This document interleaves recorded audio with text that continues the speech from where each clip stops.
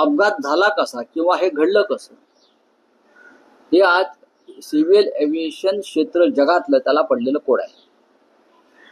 30 सेकंदामध्ये घडलं कसं, एकाच वेळेला 2 इंजिनं बंद पडली कशी, कोणी सायबरच्या माध्यमातून ही हायजॅक केली का, असे अनेक प्रकार समोर येत आहेत.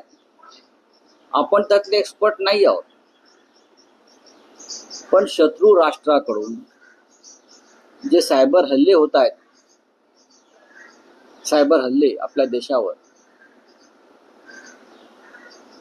ही अत्यंत गंभीर गोष्ट आहे.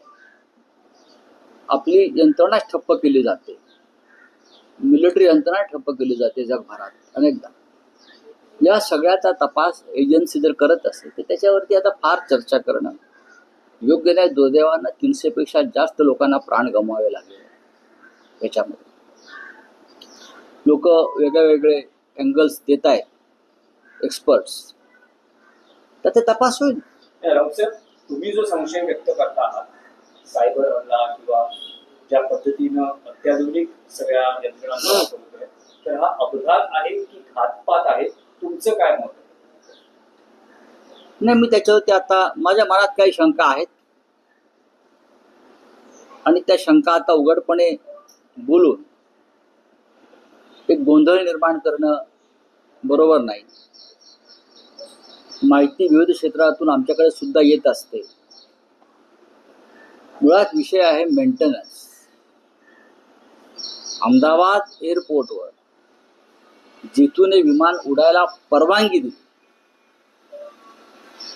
ज्या संस्था आहेत सरकारच्या मेंटेनन्स संदर्भात, इंजिनिअरिंग संदर्भात, ATC संदर्भात, ATC मध्ये क्षमतेपेक्षा 56% माणसं कमी आहेत.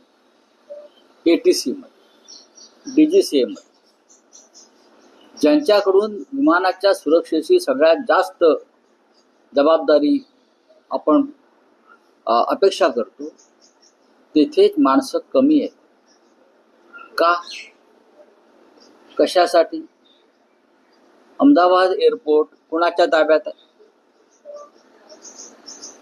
अहमदाबाद एअरपोर्टवर विमानांच्या मेंटेनन्सची जबाबदारी कोणावर आहे?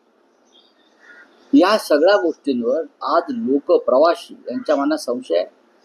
आणि हा संशय असाच राहिला तर विमानातून प्रवास करणाऱ्यांची संख्या या देशामध्ये